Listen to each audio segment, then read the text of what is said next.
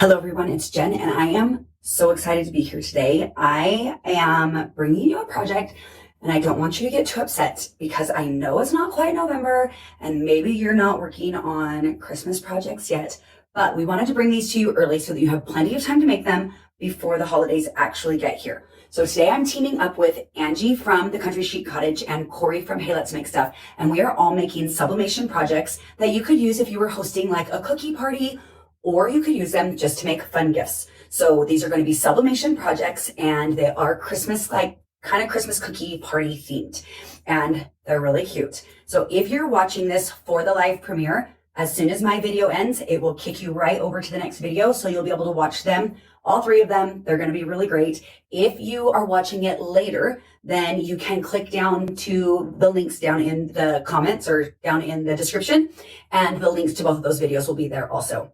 So today I'm going to show you how to make sublimation treat boxes.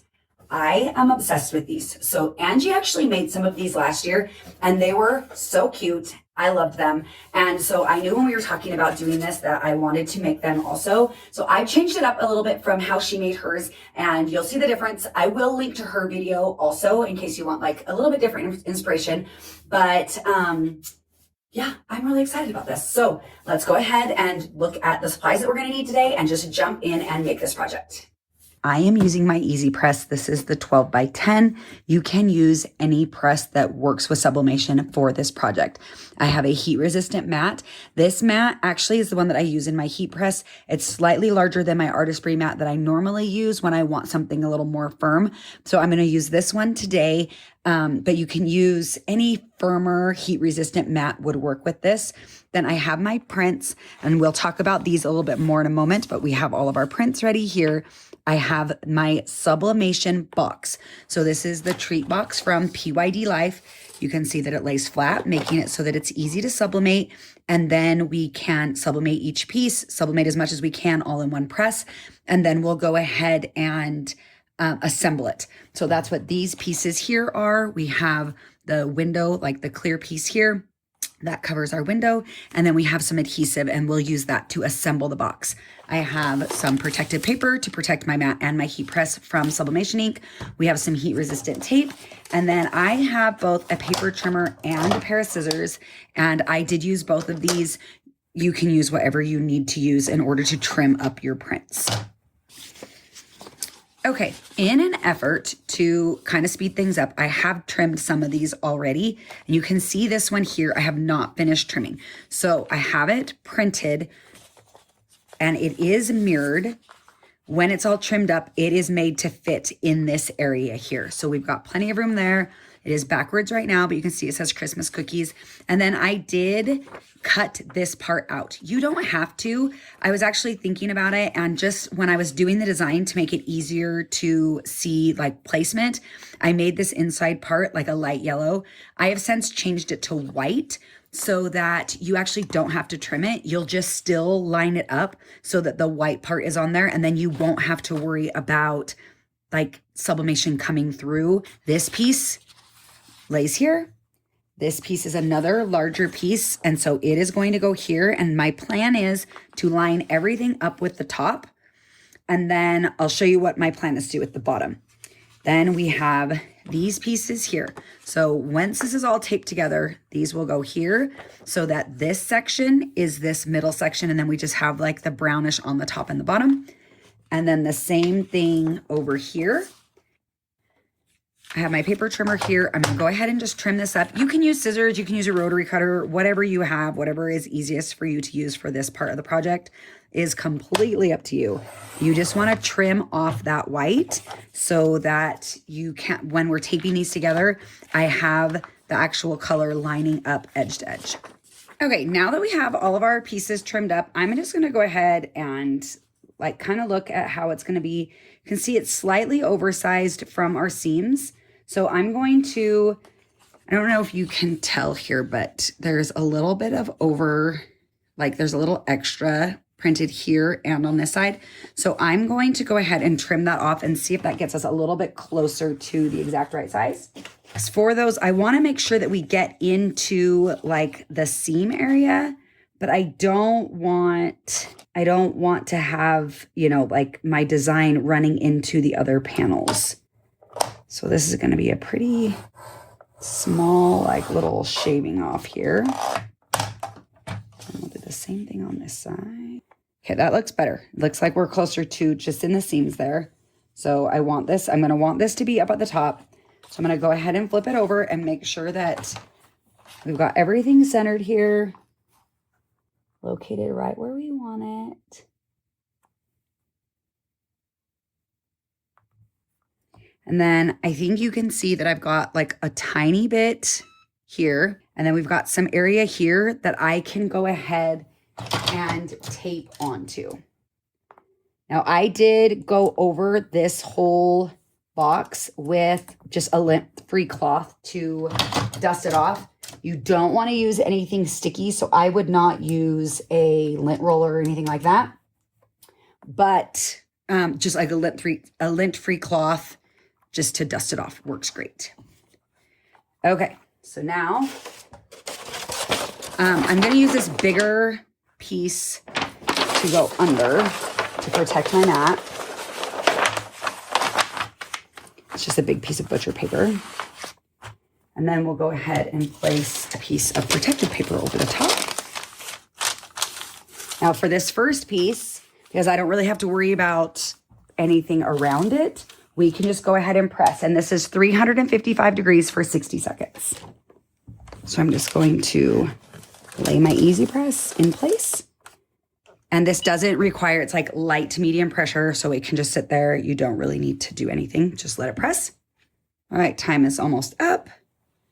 So we'll go ahead and lift our press, move it to the side.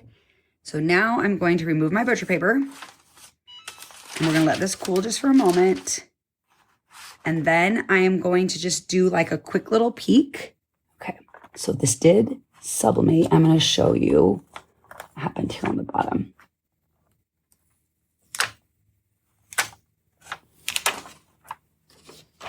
Okay, so on up here on like the box area itself, I feel like it looks really good. On the bottom, I'm not sure what's going on here. I don't know if this maybe lifted a little, which caused a little bit of ghosting, but that is on the bottom. So I'm gonna go ahead and leave that, and then we'll see what we can figure out with the next piece. You can see this is like a great example of how different our colors are on the box versus on our print before heat is applied. Okay, so we do have a little bit of transfer on here. So I'm gonna go ahead and remove this, and then we will use a different piece underneath. We'll just go ahead and add one of these under, because this time I'm going to do just this side piece. And this piece is a little bit easier because I have a lot more room to just kind of move things around. So I can, just gonna, and I can kind of see, can you see that you can kind of see like the print through it a little bit? So I'm just going to make sure that my end comes all the way up. I want to make sure that that comes over. I want to cover this side. This little tab here is for adhesive. So I don't need, you can see there's like a little section there that's not sublimated. That is perfectly fine. And I'm kind of wondering if on this part here, the reason that it looks like that is because I didn't tape to that side. So I'm going to add a little bit more tape here to hold this in place. Okay, so now we're gonna go ahead and cover with butcher paper again. And then I am going to place my easy press in place, making sure to not get it on this part of the box. Let that cool for just a minute. Because it's like not metal or anything, I don't feel like it gets as hot as some other blanks do. It is still hot, so be careful, but then we can peel the tape back there. This one looks really good, except for on that bottom there again. So I'm not sure what is happening on this bottom part of my press because I flipped my press around. Luckily, this is, you know, the bottom part that is going to be under because the rest of it's looking really good. So now we're just gonna go ahead. I'm gonna go ahead and like press this last piece, and then we will look at how to assemble our treat box. Okay, so this is what my box looks like completely pressed while it's still flat. And I wanted to call out a few things so that you don't think that I'm not noticing them. So on this portion here, so I pressed this and it went about to here, and then I pressed the rest of it. And you can see that you might be able to see, there's a little bit of a line there. I also noticed, I don't know what was going on along the bottom, but if you see here where it's kind of lifted, I think I figured out that what the problem was, and I don't know how well you're gonna be able to tell, but my protective paper was rolled and it kind of creased a little bit. And I feel like that's kind of lining up where this maybe is not completely flat. So because it wasn't, this is a pretty good roll that just unrolls. Those ones were smaller pieces that were in a roll, and so they kind of creased a little bit. I feel like this is what happened here. Thankfully, it's on the bottom. And then here is where I tried just doing another press on that just to see what it would look like. And I don't think it looks very good. So it's all gonna fold. I just wanna say, while looking at it flat like this, I feel like we're probably noticing things, right? Oh, there's a slight fading here. Obviously, I feel like the bottoms are distracting anyway because they look bad. But let's go ahead and fold it up and assemble it and see what we think it looks like. I have a feeling it's gonna look really good and we're gonna be like, oh, it's totally fine. So here, I've already punched this one out. There's these little pieces. There's one here. So this one actually folds, it doesn't punch all the way out. Same with this one here. So then we're gonna flip it over, and then we've got our little clear piece here. So this has adhesive on all four sides. So we're just gonna go ahead and peel that off. And then we just wanna place it on here. And luckily it's plenty large that it's going to cover that whole area. And the adhesive does go all the way around. So it is completely sealed there. And then, then we're gonna fold, fold, and fold. So this piece is gonna fold this way. And then that is where one of these little adhesive pieces go. Lay it on there.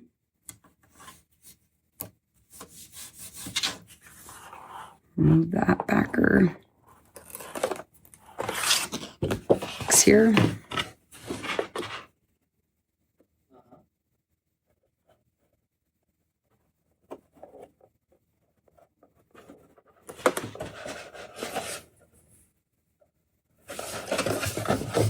Make sure that's stuck down really well. Okay, so we've got our boxes looking like a box. So we've got a box-ish looking box. So now we're gonna fold this down. All of these need to be folded down and then they'll fold together. So the side with the flap folds down, and then the sides. So we're gonna fold this side and then this side.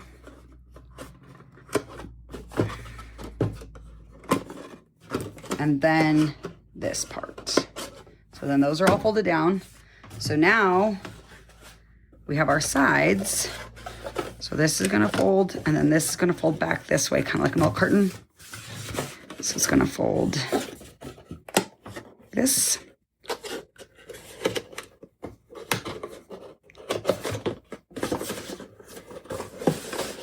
Pop that out.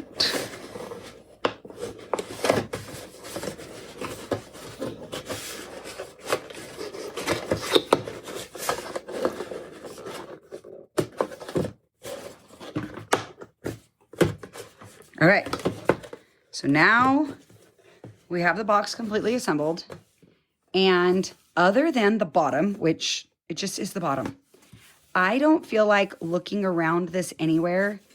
I'm like, oh my gosh, look, it's, faded right there, or it didn't press, or I can see a slight line.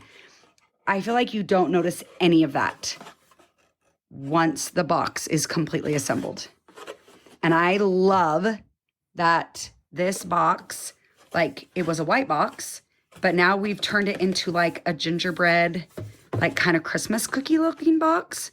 I think it's so cute, and it really is quite simple to do. Okay, guys, I really love how this project turned out. Obviously, there are some things that I would do different. Now that I have made it and I've tested all the things, there are things that I would do different. So I wanted to kind of talk through those really quick. So the first thing that I think I would do different is in the future, if for this size box, I'm going to use my 8.5 by 14 paper. I think that will allow me to press all the way through the bottom. And then, so that the whole bottom is printed. If you don't have a press that's large enough to do 8.5 by 14, my heat press is a 15 by 15, so it would work on that. But if you're working with something like an easy press, then I think what I would do is I would recommend just not pressing onto the bottom. So I would just trim the print so that it ends at this seam here. It's pretty easy to tell when it's laying flat, but I think that's what I would do. And then your whole bottom would be white and then you wouldn't even know. Like, I think that would look just as good and you would have no problem with that. The other thing that I think I would do is I would use the heat press. So I think the easy press is probably fine to use if you're not doing something that is a full color design, or if you were doing something that was maybe a little bit smaller. I think that I was probably stretching like the limits of my easy press for how long I was trying to press. And as you can see, like, it just didn't make it to the bottom. And even like where it did, I don't know if that's a combination of, like I said, something weird with how my protective paper was rolled. But I tried, like in the other parts, I did try even like taping it down a lot more in those areas, taping it from the other side. And I was still having that little like along the bottom edge. And it's not because like part of my heat press, easy press isn't hot enough, because I pressed it different ways. Like one time it was turned this way, one time it was turned this way, and another time it was turned the other way. So it has something to do with, I don't know, maybe the box and the protective paper. I'm not 100% sure, but I think I would use the heat press just because then, like you can clamp it down and it's going to have that consistent pressure all the way across. I think that would eliminate that problem. The other thing that I want to call out is when it was laying flat, I know I was a little bit concerned about what it was going to look like. I feel like it was pretty, like I was like, oh, I can see like right here where I pressed again, or I could see, like some of these areas I think we talked about where it's like not 100%. I was really like, I need to remake this project.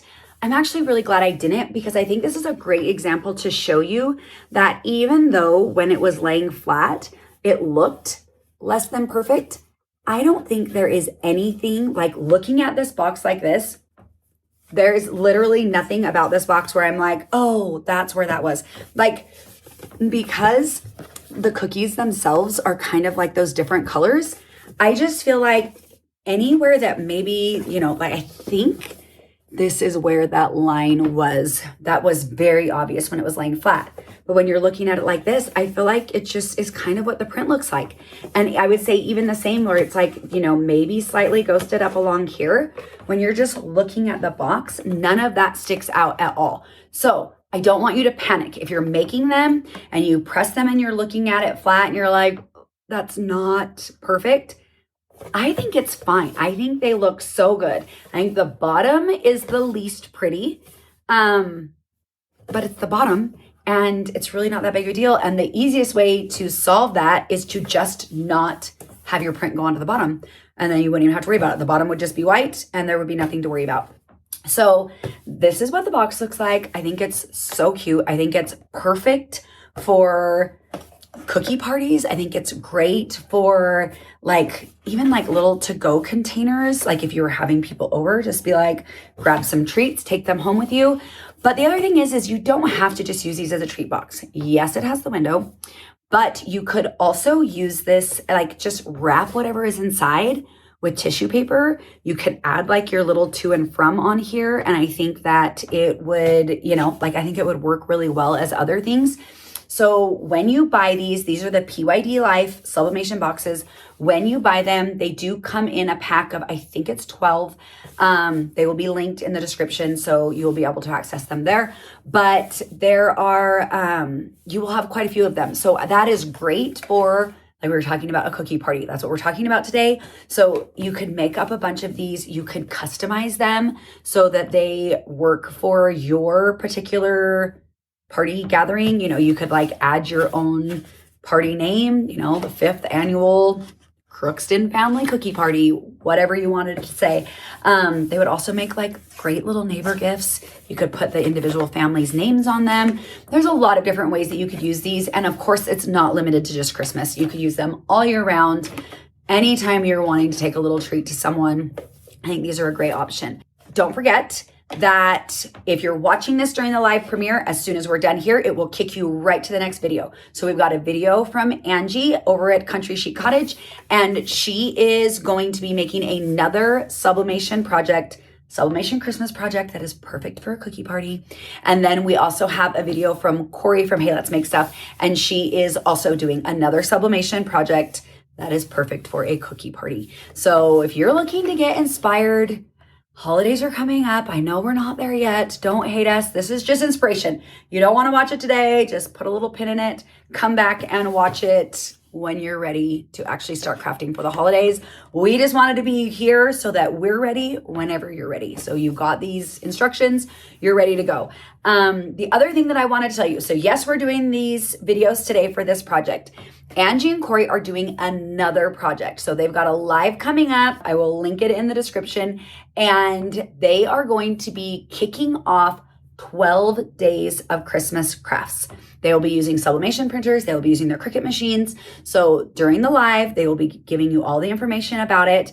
And it is, then you're going to head into 12 days of crafting. For those 12 days, you will need a ticket to be able to watch those videos.